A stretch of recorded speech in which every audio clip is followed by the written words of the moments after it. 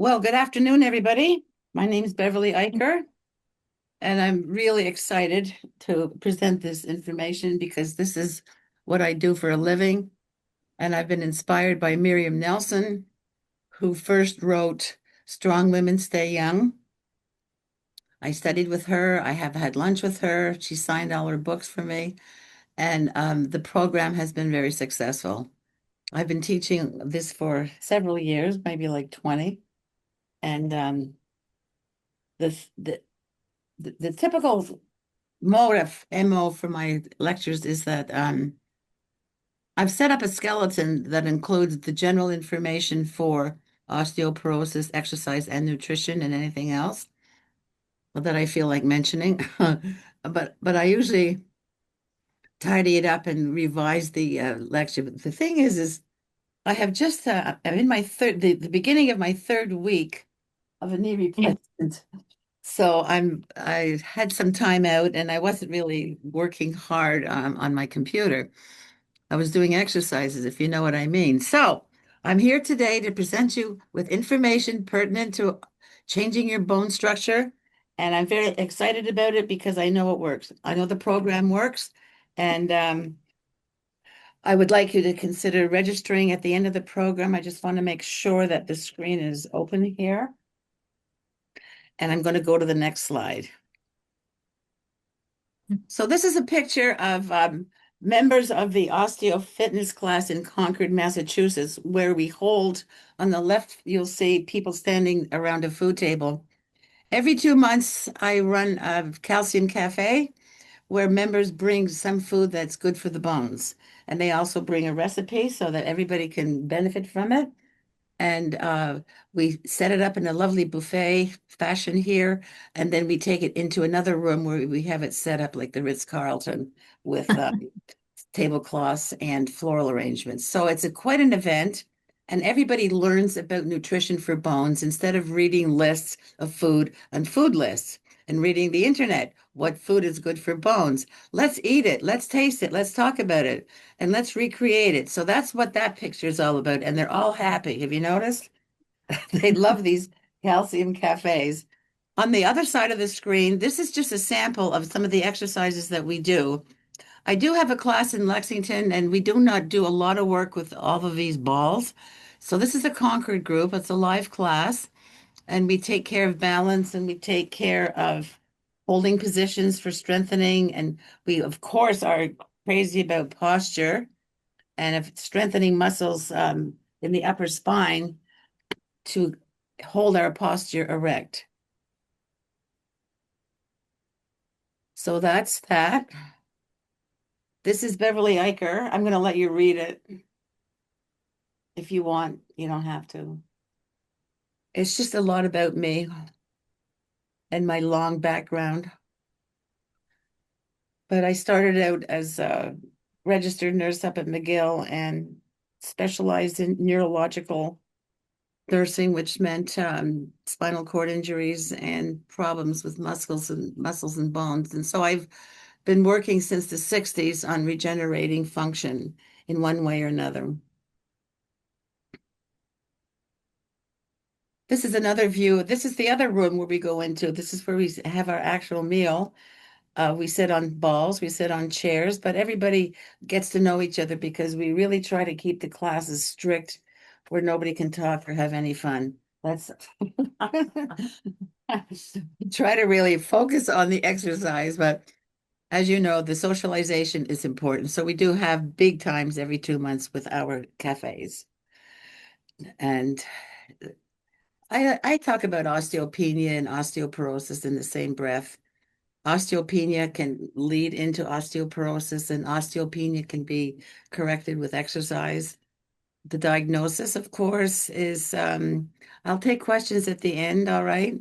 The diagnosis for osteoporosis is done with a DEXA scan, and there are some risk factors, which I'll go into, the stats I'll go into, the medication for bone building, and also medication for other medical conditions that might slow down bone growth. And my classes are considered holistic. We do fall and fracture prevention, exercise, nutrition, strong emphasis on stress management. And I'll go into more detail about our classes. And at the end, we'll have contact information and questions. I'm sure most of you know a lot about osteoporosis, and I'm never sure in my audience who knows more than the other or who knows nothing and who knows a lot. So, forgive me if it's repetitive and forgive me if I'm talking down to you, but I'm trying to find the person who knows the least about this condition and address that. More normal bone is porous. Normal bone is porous on the left, just so that we don't have to walk around like a knight in shining armor and carry, 80 pounds of bone with us. The osteoporotic bone has lost some of its boundaries, as you can see, and Excuse it's me, very, Beverly. very, pardon? Excuse me. We can't see the slides. We only see you. So your slides aren't showing unless others can see it. Maybe I just can't see it. I can see it, and I also see that Oh, some of the other ones are have that red thing that says their sound is off or something, but I can see these slides. I don't know what Okay, the difference is. okay. and you can hear me? And I can hear you. Okay, is there anybody else that cannot hear me?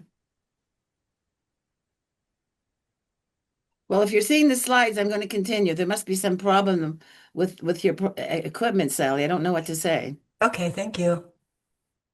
But I'll tell you what, we're going to have a take home from this lecture, so you'll get some of this online, okay? But so far, you're the only one that can't see the slide, Sally. Okay. I'll figure That it makes out. you special. So see whatever you can do, okay? All right. Let's talk about osteoporosis because it's in the news a lot, and more people, especially since the holidays, they're coming back with their diagnoses. So it's a compromised bone density and sets you up for fracture. Like I said, I was talking about the osteoporotic bone slide, and the boundaries are just gone, so the holes are enormous. And it doesn't take much to fracture a fragile system like that. Some people sneeze and they fracture a spine. This people turn for salt and they fracture their spine. So we do have really, really very simple movements that can cause a fracture in your skeleton. And not only are they weak, but they're very brittle. And it's a chronic situation. It's progressive if untreated. And it happens in women more than men because we lose our estrogen. So women seem to be, postmenopausal, excuse me, and men usually over the age of 7, 8, they're starting to show osteoporosis. So we do have these statistics that the osteoporotic fractures accumulate, and they're more than the risk of a heart attack, breast cancer, or stroke combined. Now, osteopenia is just a weakened bone structure, all right? And it does develop into osteoporosis if not treated, but osteopenia needs treatment immediately with exercise and good nutrition. The diagnosis is a DEXA scan, and since the DEXA scan, they've come out with the TBS scan, which is trabecular bone scan, and the inside of the bone is spongy, and that's the trabecular bone. The outside of the bone is the covering the cortical bone, and that's what's measured. The bone density of the cortical bone is what your T-score represents. The average healthy bone would be minus 2.5. Anything below that is osteopenia, and anything above that is osteoporosis. But that's the cutoff point. So minus 2.5, I didn't mean normal, but normal would be 1. You do have to pay attention to anything minus 2.5 because it would be osteopenia. When your numbers are more than minus 2.5, like the worst scenario being minus 4 point something, then you're definitely in need of attention. And I'll address medication in with exercise later on. Osteopenia minus 1.0 and minus 2.5. This is a global standard. This is what they do this all over the world and use the same standards and the same machines. The trabecular bone structure, though, is measured with an attachment to a DEXA scan, and not all facilities carry the structure that does the TBS scan. Some do. Some measure it. A normal value for TBS would be like 1.34, 1.35, but the doctors reporting it don't know what to do with those values. The ultimate would be a comparison with the TBS and the DEXA scan to give you the actual total structure and strength of the bone, because the bone density does not totally represent strength. So this is coming. It's not here yet. I say a few doctors are doing TBS scans and they don't know what to do with the results. They tell their patient, I don't know, but you're normal. See you later. So that's all I have on that. But I do know that we can improve T-scores and prevent fractures. So let's move on. Up, exactly what I was talking about. So it's the new measure of bone strength, and the microarchitecture is inside of the bone. There it is. Looks like sponge toffee, doesn't it? And the results of TBS are just being held in storage, and I don't think we're not going to know anytime soon how they're going to be doing a comparison between that value and your DEXA scan.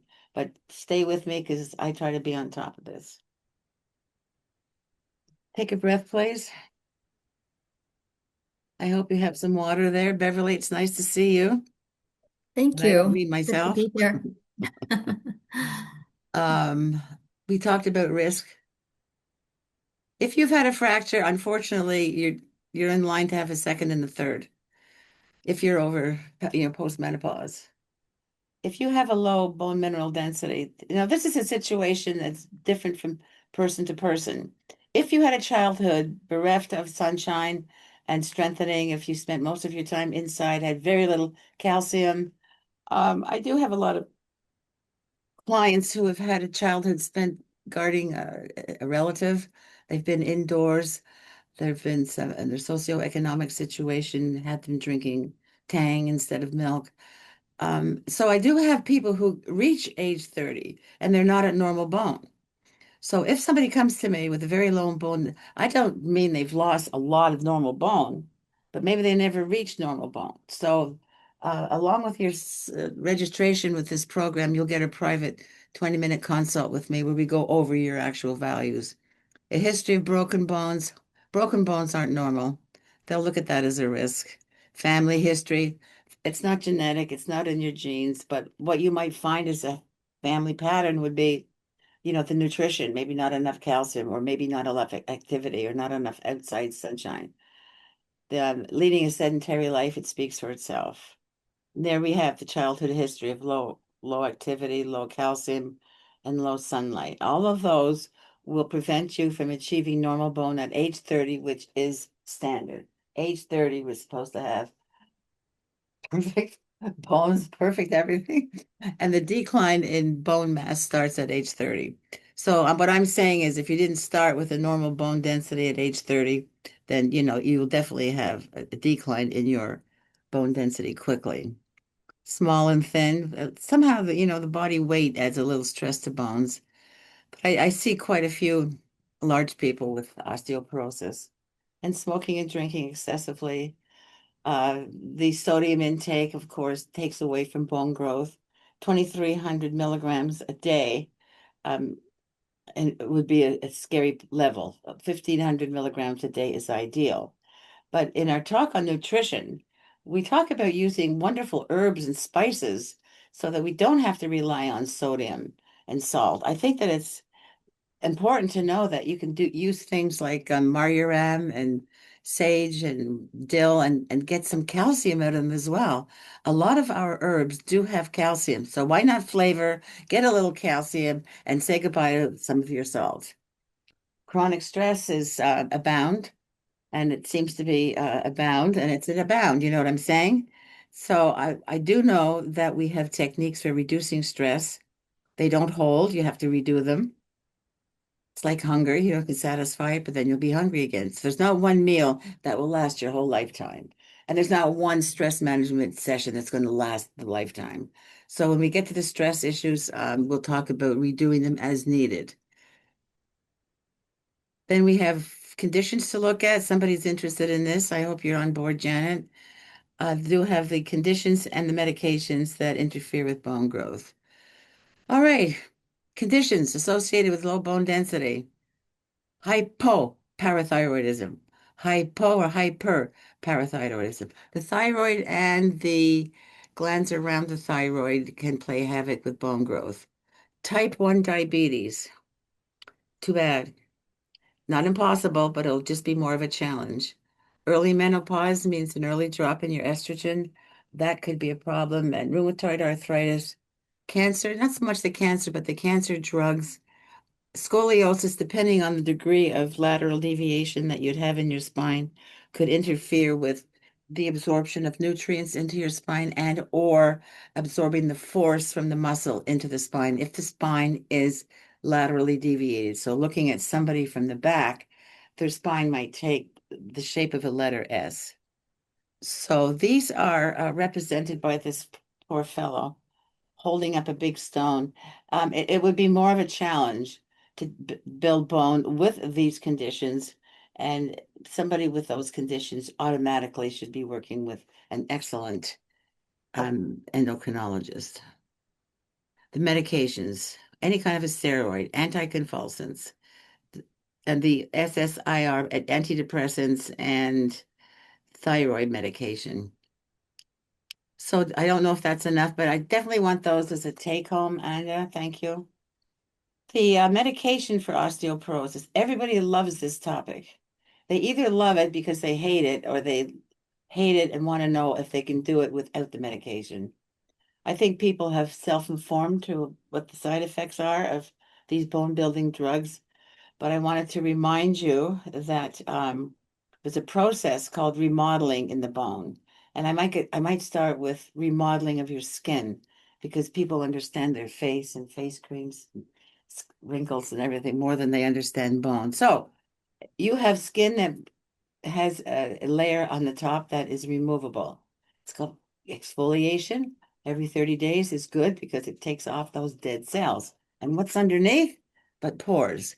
And our bodies need pores. Our skin needs pores to do some kind of respiration. It's very healthy, and our skin is the largest organ of the body. So nature has a way of scraping off some bone cells, some skin cells, if you're rubbing and using a little face cloth or something. And they have creams and all kinds of abrasive tools for clearing off that outer layer of skin. Go to the bone. The need is still there. How do we scrape off dead cells from the bone? We do not go in surgically with a knife. We cannot do that. So we have, thankfully, cells in our body, and they are called the osteoclasts. They are like the sponge for your face. They take the dead cells away, and that leaves room for new growth. Okay, so new bone growth can occur when there's a place for them, and the bones that build the new bone cells are the osteoblasts. So we're dealing with osteoclasts and we're dealing with osteoblasts.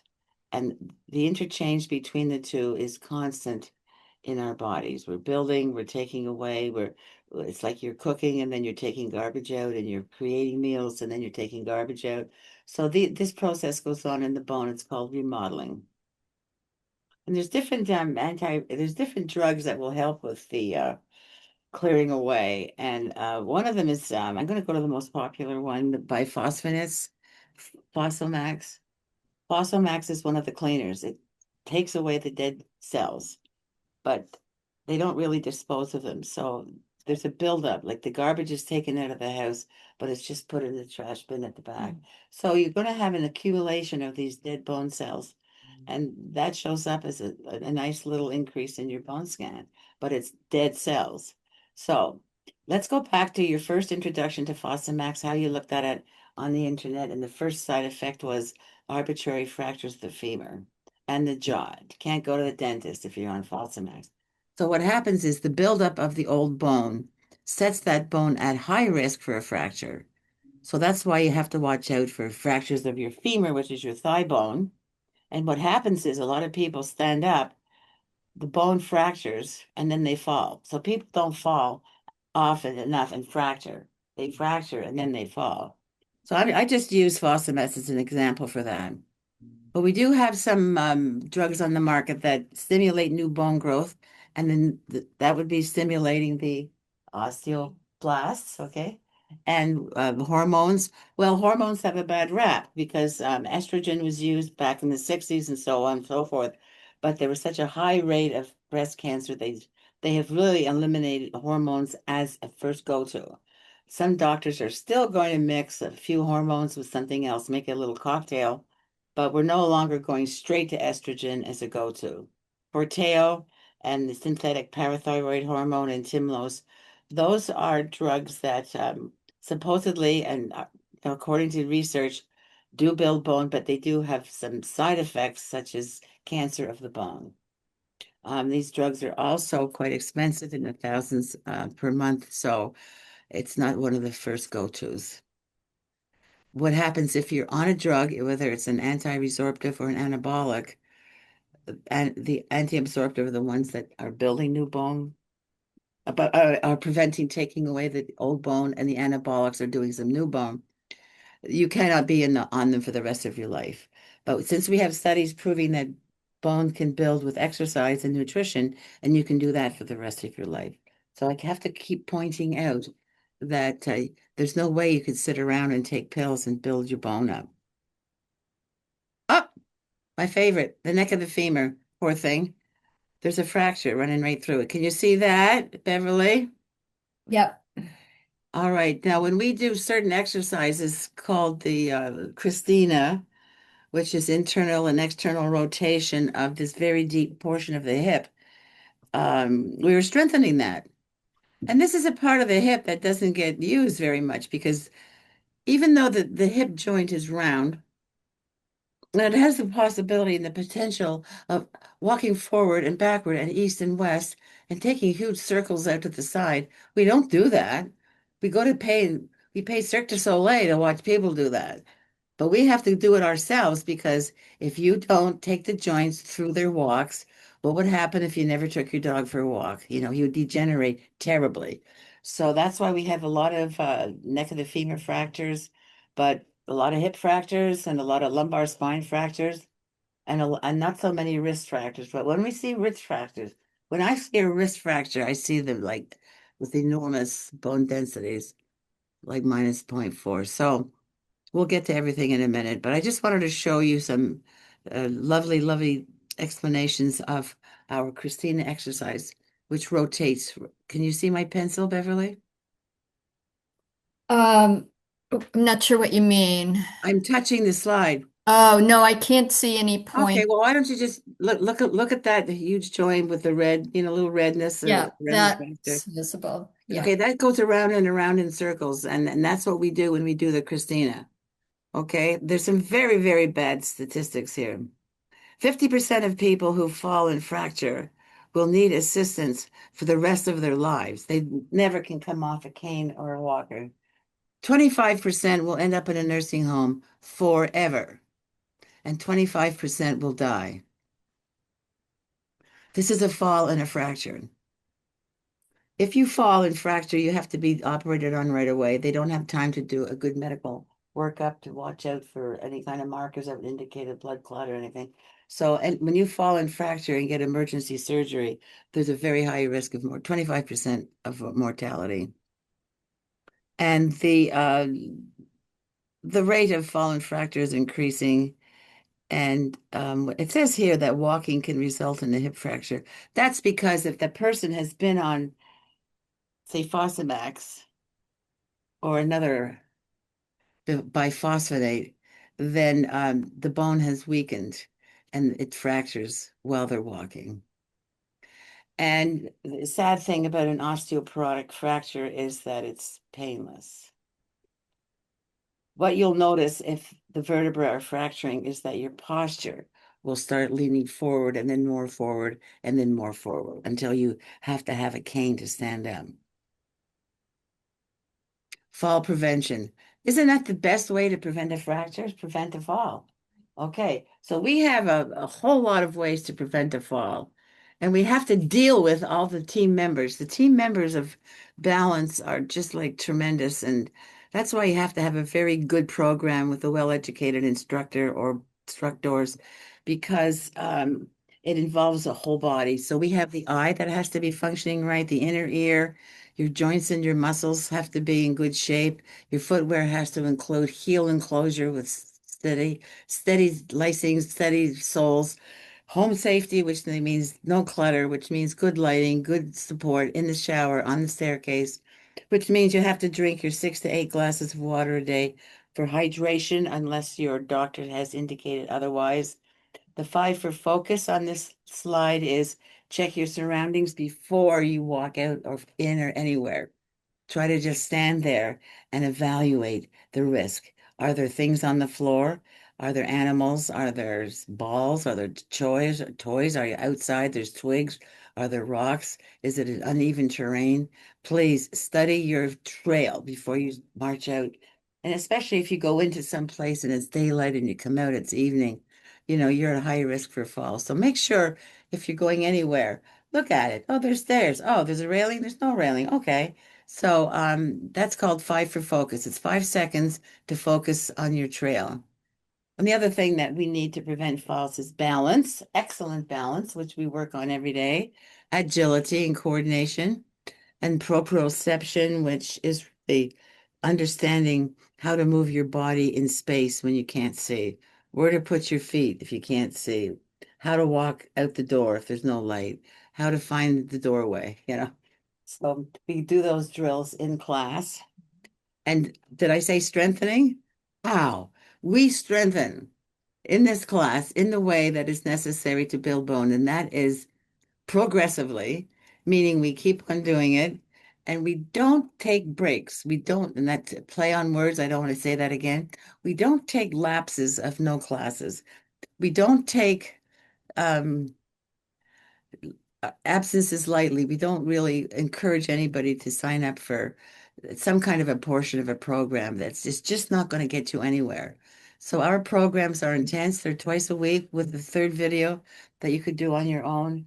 And we progress the resistance, which means if you're starting off the 2 pound weight, Beverly will come along maybe in a month and say, try 3 or 4. And then you'll say, no, I don't want to. Well, just try it. So try your 4 and then go back to your 3 and go back to your 2. So it's integrative. So I call our system integrative progression. So if you're lifting 2 pounds and say, let me try the 5. Oh, I can't do that. No, you can't. But you could do your 2 pounds and then do one with 5 pounds. So I'll explain that when you get registered and you're in a class. There's the ear. We have to keep our ears clean. Balance and coordination, they improve with practice. And the daily drills, oh my gosh, they improve with balance and they prevent falls. And people say, oh, I'm dizzy. And people lie down and get up and they're dizzy. Or people are bending over and they stand up and they get dizzy.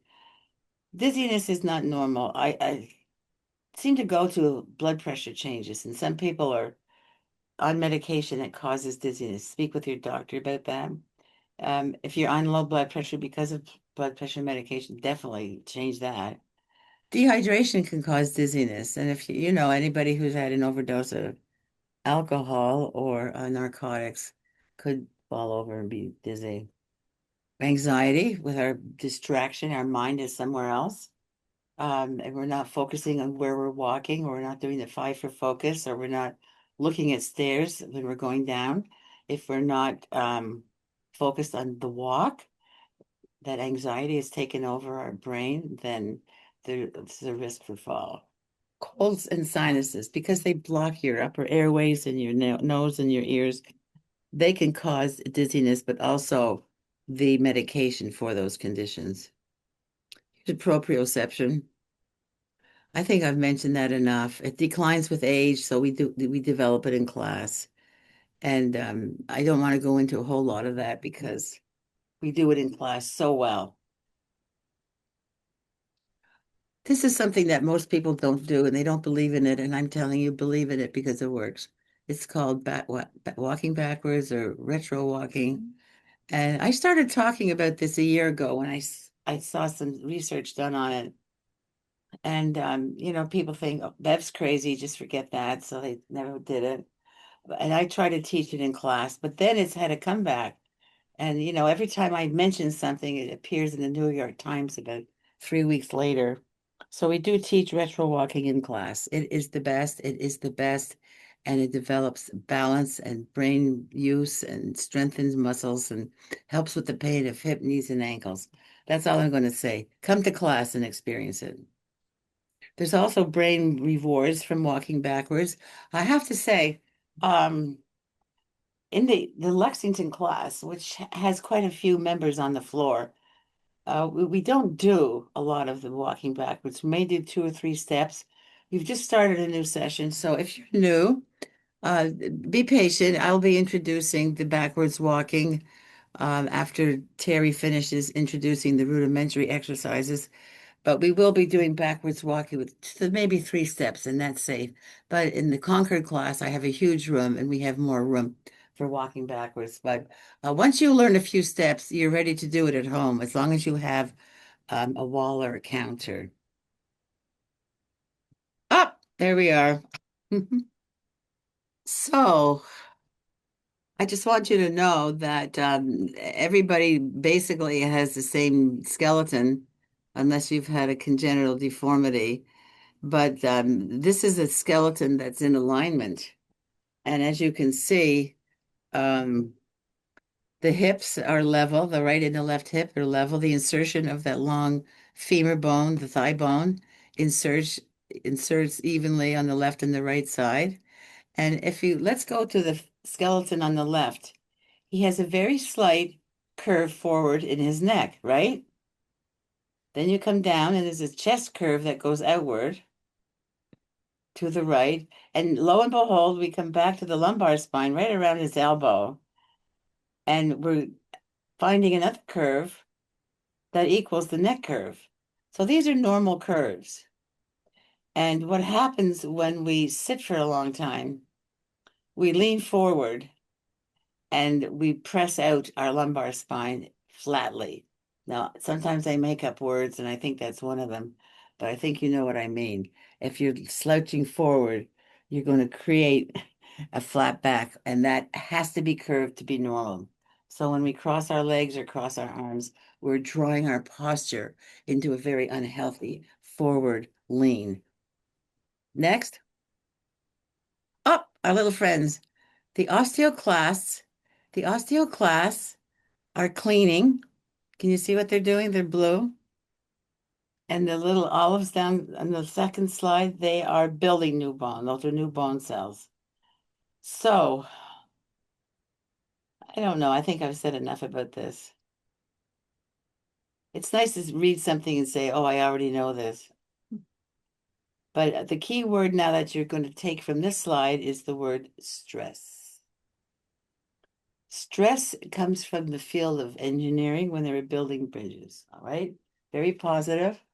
The next term of stress used by Dr. Hans Selye at the University of Montreal in the 60s was a very positive energy on the body that caused an increase in our sympathetic nervous system. So he called stress is the spice of life. He was all excited about stress and distress. And he decided that when we're happy and we're winning, our blood pressure goes up and our pupils dilate, and we just get very excited and our muscles go crazy. Think of a cheerleader when the Pats are winning. That's in the sympathetic nervous system. And he called stress is wonderful, that if you win something and you're happy, you're seeing somebody, you give them a big hug, and your blood pressure goes, that's a good stress. What he talked about that was negative was called distress. But somehow in the usage over the years, distress became stress, and we don't talk about distress anymore that much unless it's furniture, distressed furniture. So the word stress now is negative, and it means an elevation of blood pressure and anxiety and a detrimental effect on all of our organs. Sleep and digestion and reproduction are all seriously affected by stress. So we do consider stress management techniques in osteofitness. We use hand weights for strength training and resistance training. Now, when we do the weights. This is a hand, there's two hand weights, two pink ones, two purple ones. We start off with, depending on the person, I try to interview everybody before class and see what would be a good starting weight, usually around 2 or 3 pounds. Some people come in at 10 pounds, and I said, why have you got 10 pounds?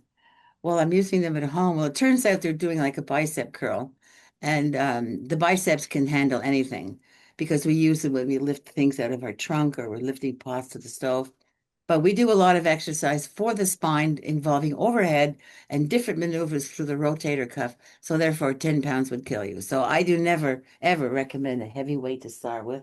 You start with the two, be happy with it. And then as I see you're doing well with it, we can start adding and integrate another weight.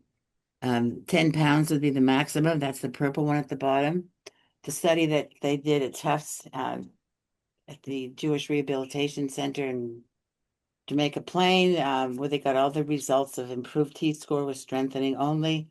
They cut off all their strengthenings at 10 pounds. So 10 pounds, all of those people had achieved an improved bone score. So I have some people that want to use 10 and 15 pounds. I supervise them and they're fine with it. They've been doing it for years and years. No falls, no fractures. So that's why you do get individual attention in this class. Some people love to go by reps. They love to count everything. I feel it's kind of inaccurate. 10 pounds and 10 reps could kill your biceps if you're starting off with that. So you have to go by a feeling in your muscle. It's called extreme fatigue. And we've gauged that extreme fatigue would be reached within a certain amount of reps using the right weight, which would be, between 12 and 15 reps. And whatever comes first, you'd stop. But when you get to extreme fatigue, you feel like you can't lift anymore, but then you force yourself to slam through two more. It's those last two or three that build the bone. So that's why when you're with Terry or any of my other members who demonstrate the exercises, you will definitely get annoyed when she's going on and you're ready to put it down. We have to go through that two or three extreme fatigue. Now, they used to say no pain, no gain. Let's not go there. Feel the burn. Let's not go there. We want extreme fatigue, and that's a safe feeling for tired muscles. Fascia is something new. Fascia is all over every tissue and organ in the body. It's supportive. It looks like saran wrap in a way. You'll see it over chicken thighs and chicken breasts, like under the skin. And when the muscle gets disrupted and moves around or is strained, then the fascia loses its tightness with the muscle and forms its own tightness. And in this case, the fascia has balled up like saran wrap. So when you have tight fascia, you're quite often in pain. And that's where I have taken extra training in myofascial release. I'm a board certified muscular therapist, and I have studied techniques to relieve the fascia pull on muscles and organs. It's just very painful, and the strengthening seems to help straighten out fascia, but I'll tell you what also helps fascia straighten out is hydration. Dehydration causes fascia to just get more gnarly and annoying. Weight and resistance training should target the sites that are osteoporotic. If you go to a gym, quite often they exercise what we call vanity muscles. And those muscles will get you ready for Miss America, Miss USA. That they'll have your body sculpt like an absolute gorgeous person. But you could still have osteoporosis while you're developing your muscles because it takes a certain amount of strengthening. It takes a certain degree of strengthening. It takes a certain amount of force of a muscle onto the bone to stimulate it to build bone. A bone is very complacent if it doesn't get disturbed. If it gets disturbed by this muscle getting harder and harder and pulling a force on the bone almost thinks it's going to fracture. So in response to that extreme fatigue point, the bone sends to the brain, we're scared, we're going to fracture. The bone says, here's a burst of calcium, and that happens right away, and that's how you can build bone while you're strengthening. How's that? Now, when I'm teaching with Carrie or anybody, I really do have like 7 models with whom I work. The hip is targeted. The neck of the femur, you saw that earlier with the little fracture line through the ball of the neck of the femur.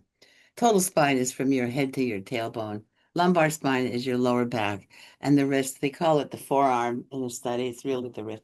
Those are the areas that we target in our class. We really do a lot of work on the wrist. We really do. And I do have many professional musicians in both of my classes, and they depend on their wrist for their livelihood. So we're very careful and we're diligent about our wrist strengthening and care. Next. Contraindicated means don't do sit-ups. Quite a few of the Pilates exercises are contraindicated, especially the 100s. But any kind of flexion, sit-up, or crunches, not allowed. Don't even consider them. You could be fracturing on your way up there. These are some yoga poses that are contraindicated because there's a twist in the spine. When the spine is twisted, with force, and when the spine is twisted and held, developing a force, then you're risking a fracture at that time. It can happen right away. So we do have, I think, quite a few that you would get in a take home. Wonderful swimming. Swimming is ranked the best exercise because it uses every single wonderful muscle of your body, assuming you're doing the freestyle. Now, if you're doing a freestyle and rapidly rotating your spine, then you could get a fracture. So swimming has its cautions. The breaststroke is easy. It's when you're doing the freestyle. We used to call it the crawl, when you're slamming your arms in and you're doing an extreme rotation, it's like you want to win the Olympics. Then you could risk a fracture. So take it easy with that swimming thing, but it doesn't build bone. Okay, it's got 100 other excellent. Can you see me, Beverly? Mm-hmm. All Well, right. barely. Yeah. Oh, good. No, I'm trying to fix my hair. Here, how's There this? we go. Yep. Um, Walking does not build bone. Isn't that too bad? Now, there's one kind of walking, if you do 3 miles in 20 minutes, which is really walking quickly with a stomp, you could build bone, but it's not listed as a major builder. It's more for quality of life, it's more for peace of mind, and it's more for cardio. All right. When we talk about building bone, we want the hard hitters. There's exercise again. Now, in this exercise, stop, we're going to mention balance. A balance comes from strong muscles. We do have to have strong muscles as part of our body for developing balance. And the balance maneuvers come from the quadriceps, which are the front of the thigh, and the psoas or hip flexor, which is in the groin where the leg joins the femur. Those are 2 muscle sets that we address in class, and they are something that we depend on for mobility and safety. And I wanted to mention that strengthening muscles does 2 wonderful things besides build bone and help you look good. Can you imagine there's more than that? Well, one more thing is that it builds your immunity. They have come out with wonderful studies that your immunity is strengthened by building strong muscles. And the other thing is your stem cells, they lie around and waiting for direction. The stem cells will develop fat if there is no strengthening.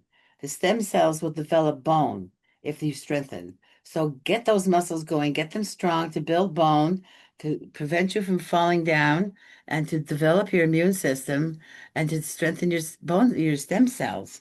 I can't think of anything better than strengthening with osteofitness because we don't use any dangerous machines.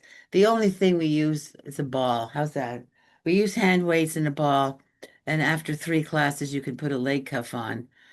We offer chairs for stability. We offer safety in every single class. You don't have to enjoy it, but you have to enjoy the results. How's that? So the immunity is good and the stem cells. Okay, so I'm moving along. I hope you are.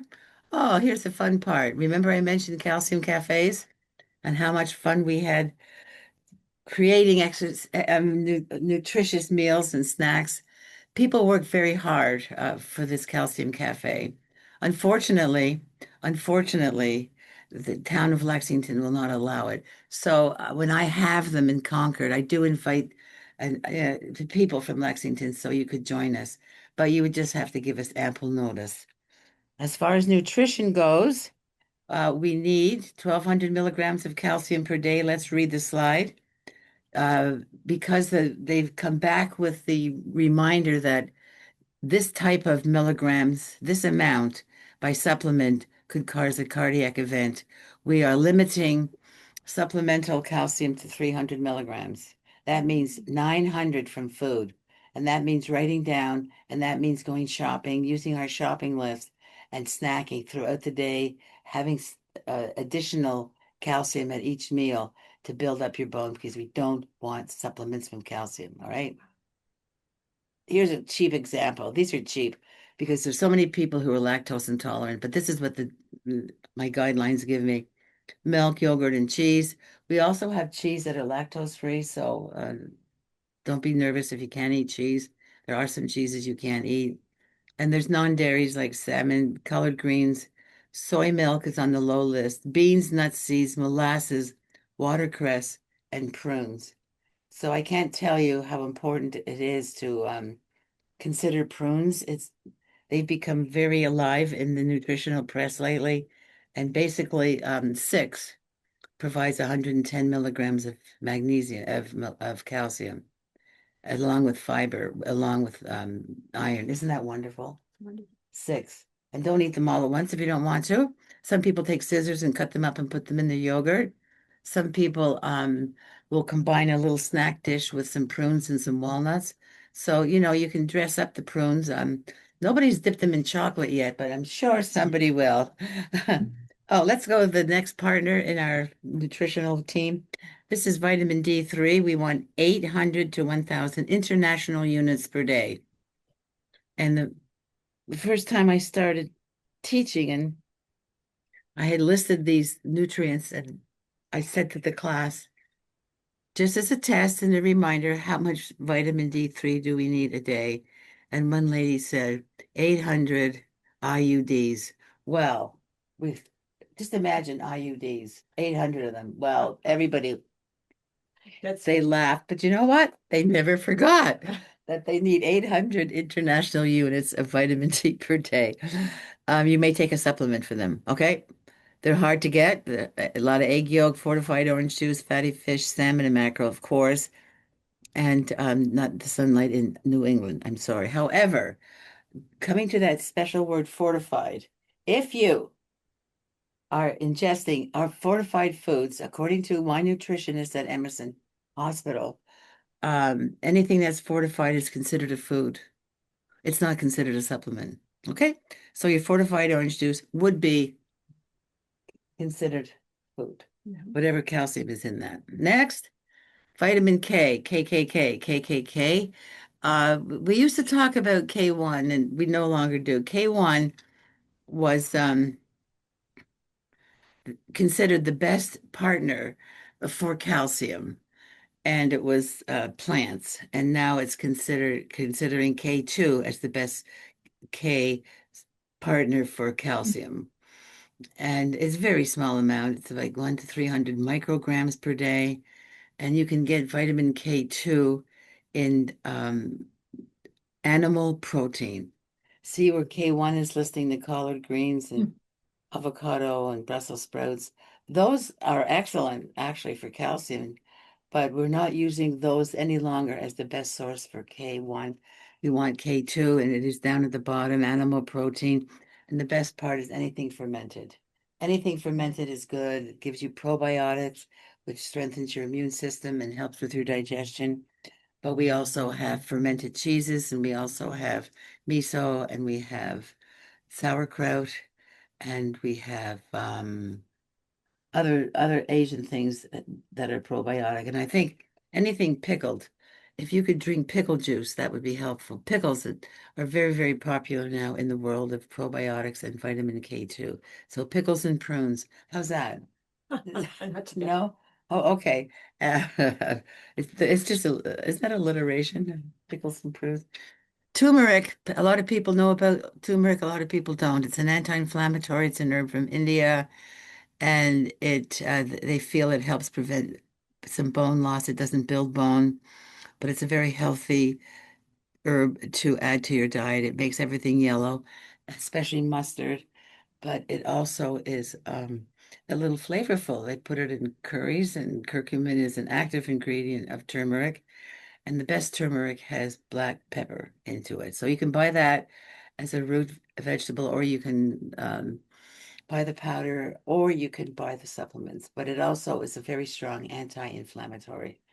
And some researchers, there's research and then there's research, but some research says that it's a stronger anti-inflammatory than Tylenol. Are you with me, Beverly? Well, I didn't know this about that. Yeah, so it's good. So we're moving on, right? Um, yeah. Okay, let's go. Oxalates. Does anybody care about oxalates? Okay. Oxalates are a natural compound of plants, and they have a little function in plants to strengthen the cells, the cell membranes of plants. And out in the field, there's a lot of the grasses and whatnot that have oxalates in them to prevent insects from eating up the food for grazing animals. Okay?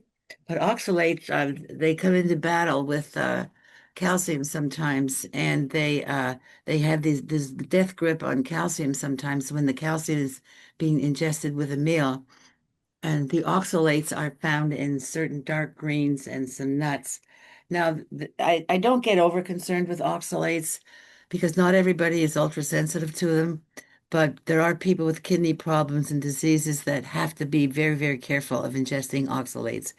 And if you have oxalate or oxalic acid toxicity, then you're at risk for kidney disease. But basically, any of the foods that contain oxalates, and one of them is spinach, is that if you cooked it and boiled it or braised it, it would reduce its oxalic acid level. So basically, if you're going to have any of the foods that have oxalic acid, boil them or braise them, and then you dump out the water, and that gets rid of the oxalic acid. So supposing you want spinach, don't eat it raw because that's the highest concentration of oxalic acid.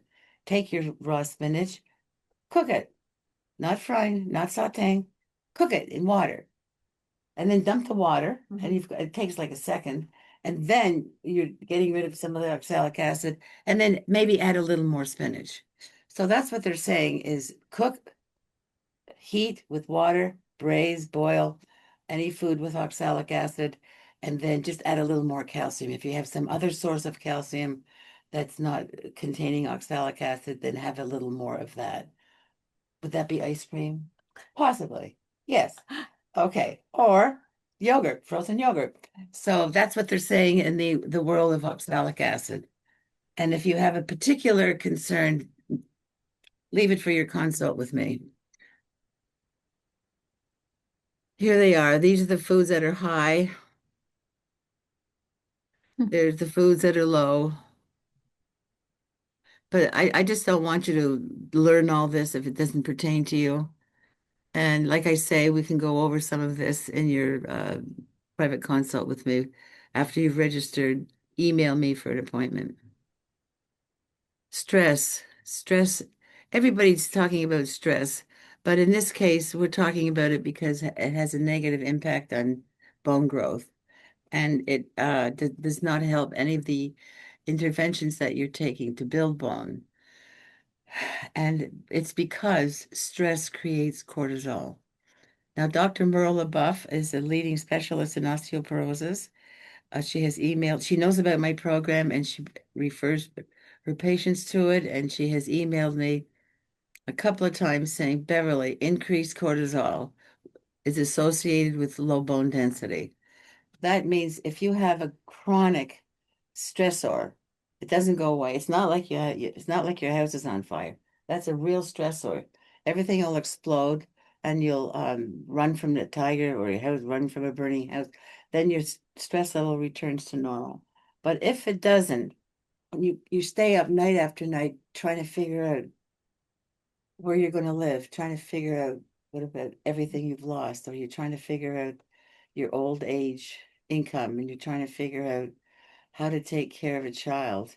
If it's a chronic worry, then your body is currently and constantly manufacturing cortisol. Cortisol is a really bad stress hormone. It's helpful.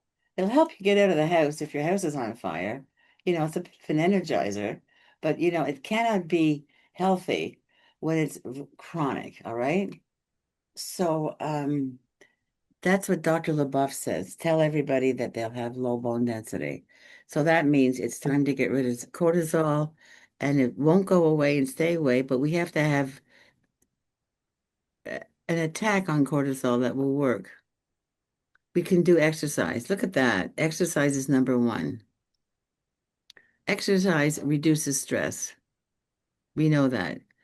Meditation and yoga, stress. Now, if you'd like to use ice as an example, being in New England, I'm sure you will love this. Exercise, let's look at stress, and we're calling it a great big ice block. Put that in your brain. A big ice block is stress. Now, when we use stress as a stress buster, the exercise chops into the ice like an axe. It just chops away at it because it's so rapid and exertive. If you want to use meditation, say yoga for relaxation, that's like adding some warm water or just letting the ice melt slowly. It's a different approach to stress reduction. And quite a few people say to me, "Oh my gosh, I can't sleep. I've got indigestion. Oh, I've got achy joints." And I said, "Well, we need to talk about meditation." "Oh, I do. I meditate every morning." What happened? It came and went. You've got to have some kind of meditation technique that you can do throughout the day. How about something like, are you eating well? Yes, well, I eat one meal a week. One meal a week. What good does that do? You can't do that. You can't do that with meditation either. You can't do that with exercise. Your body loves good patterns. Your body loves healthy repetition. Now, one thing we'll learn in class is the Benson breath. That's a relaxation breath that you can do standing, sitting on your head, lying down, and running. Okay, it's from his book called The Relaxation Response. We're going to talk about head tapping, contract and relax. We do that in some classes. Being in nature, herbal teas. So sometimes it's a combination of these things. Definitely sleep, finding your natural circadian rhythm. Do not use an alarm clock for getting up. Okay. And listening to your favorite music, laughter and socializing. That's why we try to laugh in class, right, Beverly? We had some nice laughs Yeah, we today. did. I know. And Carrie and I, we were the Concord, we were the Lexington group. People sometimes think we're mean, and we're very strict, aren't we, Beverly? We're very strict that you do the form correctly, but there are some good times in the class too. And I think the more you do the class, you'll more understand our personalities, Beverly. Okay. Socializing is a necessity. And that's why we have the calcium cafes, because socializing in class isn't enough. So I really hope that some people from Lexington will join us. I'll let you know when the next one is. Sleep. We need 7 to 9 hours per night, the end. Sleep. This is when your bones build, okay? And sleep will deteriorate your bones if you're stressful and you're not getting enough sleep. Darkening your room, putting your screens away, finding your natural circadian rhythm. That's really good to do when you have a free day where you don't have to get up and be anywhere. Sleep through till you wake up naturally. And if it's not early enough, rather than set your alarm the previous night, retire 15 minutes earlier. And you don't want to do it in any increments bigger than that. Anything I usually go to bed at midnight. I think I'll go to bed at 9 o'clock. That's not going to work. You have to increment back by 15 minutes, and that will work. And maybe hold it, for 15 minutes for a week. Up. I love these skeletons. You can tell this is my favorite thing, right? Bones. All right. I did mention most things about exercise, but I want to really enforce the fact that the exercises have to be progressive and integrative. So it's integrative progression, which means as you're going up in weights, you're not going to just double the weight number and collapse. You're going to have two sets of weights now at your station. So you may notice, Beverly, that many of the clients they had two weights or four weights or six weights because they learned that certain muscle groups tire at a certain level Mm. and they might need two sets of weights to integrate sensibly. So that's what we do. We integrate, and usually on my recommendation, I'll talk to people or I take surveys about what poundage you're using, and people don't like to tell me because they don't like to admit things like, I've been using 2 pounds for a year. You don't want to get me on one of those, okay? So every couple of months, I think at the end of a session, whenever I see the need, I'll do a survey of the whole class and discuss your weight level with you. But don't forget, integration is very safe, very safe. And that's one thing we stress in this class is safety, because I see too many injuries occurring in gyms, and I see too many injuries occurring when people do classes on YouTube. And we have a progression. Our classes are defined and they are evaluated. And I work with trying to change the program around and giving you new information and giving you a newsletter and giving you a free consult and giving you a video so that you'll have a chance to do a third workout on the weekend.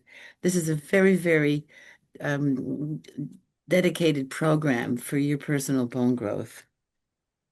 So yes, and the answer is yes, osteoporosis can be reversed with exercise, nutrition, and stress management. The loophole in this is people don't stay with the program or they take on other commitments and they cut back on their programs of exercise, or they find that they have to take care of a spouse and it limits their time on the Zoom or in the class. But that's why Osteo Fitness offers the Zooms, the live classes, but also I have a library of 12 videos that you can buy, and you can use these videos at your leisure. And we made 12 in a package just so you wouldn't be doing the same video over and over again.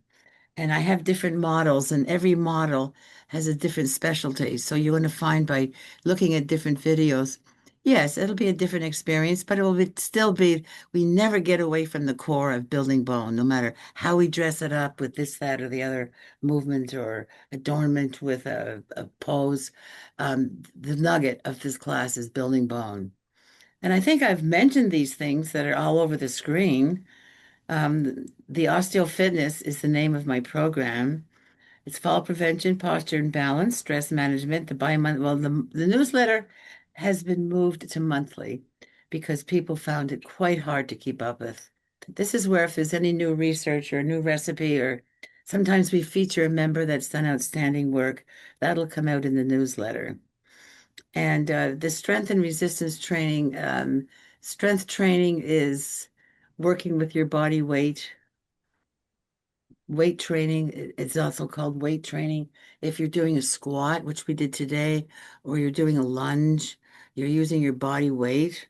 If you're using resistance, that means you're lifting a weight, like a hand weight or a leg weight. So we do both of those. We do both. We do all kinds of strengthening. The online coaching, if you're on Zoom, I coach you. If you're in the class, I'll coach. Basically, I'll just tell you when you're doing something wrong that could be dangerous. There's the free 20-minute consultation, recipes. I don't know what else to say. Um, we work the program to make it better constantly. This is just a quick review of some outcomes that I posted where you can see the lines on the right, all the bone mineral density in 3 areas went up. So this is something that I didn't update because I was out having my knee surgery. So just ignore that. How about ignoring that?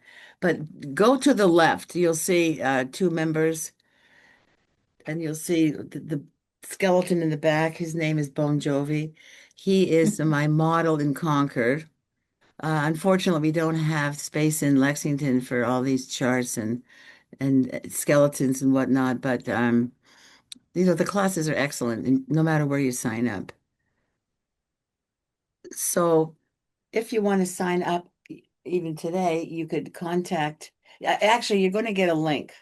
Everybody who's in this class with me now, this lecture, will get a link from ANDA. Her name is Anda. She's my administrative assistant, and she will help you register. How's that?